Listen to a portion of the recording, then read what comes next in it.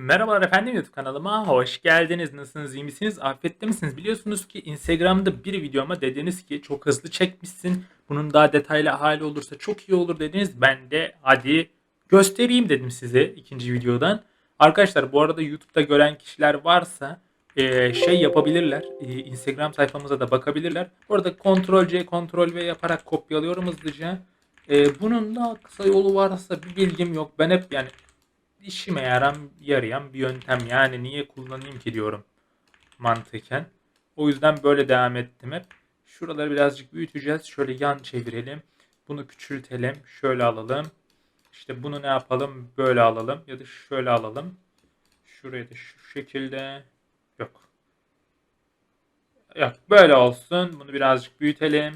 Bunu buraya alalım. Devasa yapalım yine. Şuradan. Bu arada ne yapıyoruz biliyor musunuz? CTRL tuşuna basıp bu şekilde büyütebilirsiniz. Çünkü yan çerçeveleri göremiyorsunuz. Dış alan.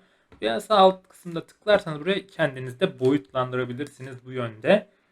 Şunu şöyle alalım. Bunu bu şekilde büyütelim. Bak kontrol yardımıyla arkadaşlar eşit büyütüyorum. Yoksa hata alacağım çünkü onu yaparken. Şunu şöyle aldık. Bunu bu şekilde alalım. Ya da şöyle alalım ki çok da farklı durmasın. Bunu da böyle alalım. Tamam. Her türlü farklı tip almaya çalışıyorum ki size açılardaki farklılık bir sıkıntı olmasın sizin için. O sırada onu da göstermiş oluyorum çünkü. Tamam böyle alabiliriz. Bunu da böyle büyüttük. Mis gibi şu an. Ortayı da boş bıraktık. Ekle kısmından gelip metin kutusuna tıklarsanız burada bir yazı ekleyebilirsiniz. Buradan boyutları ne yapalım? Bakalım. 40 iyi mi? Ananas. Türkçe alacağım bu arada. Türkçe baz alacağım. Evet dur pardon. Şöyle kopyaladık. Kopyalamıyoruz pardon. Ctrl A yardımıyla hepsini seçiyoruz. Şöyle alsak 44 birazcık daha büyük yapsak. Gayet iyi bir boyut şu an. Okey. Şimdi küçük olandan bir tane kopyalayalım. Aldık. Şöyle yaptık. Bu arada güzel bir dizayn yapmak açısından şöyle yapacağım arkadaşlar.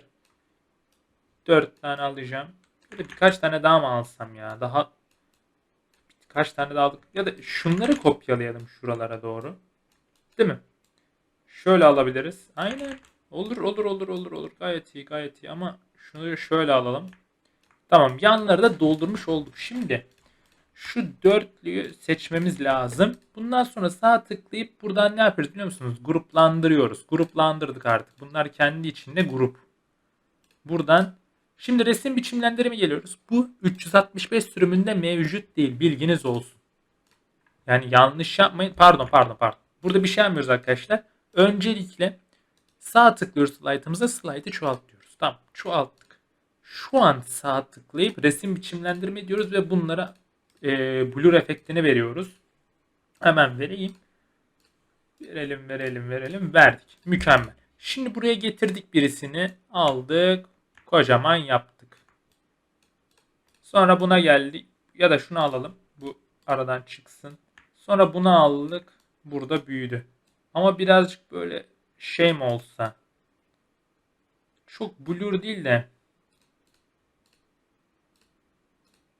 Aynen olabilir. Bunu da buraya aldık. Şöyle yaptık. Üstüne bindiği için pek problem olmaz. Bunu da aldık. Buraya çektik. Buraya büyüttük. Tamam. Şimdi yazımızı büyütmeye geldi. Yazımızı da aldık. Buradan şöyle yapabiliriz. İsterseniz arka planda kalabilir. İsterseniz de giriş kısmında yerleştir var. En öne getir derseniz en öne getirir ön tarafa doğru. Şimdi ne yapıyoruz? Geçişlere geliyoruz. Dönüşüm diyoruz. Gördünüz mü? Nasıl büyüdü? İşte bu mantıkta yapabilirsiniz. Hemen yapıyoruz. Sol tıka bastık ve etrafa doğru büyüdü. Umarım beğenmişsinizdir. Daha çok bu tarz içerikleri istiyorsanız beğenebilirsiniz veya Instagram sayfamıza gelip orayı takip edebilirsiniz. Hoşçakalın.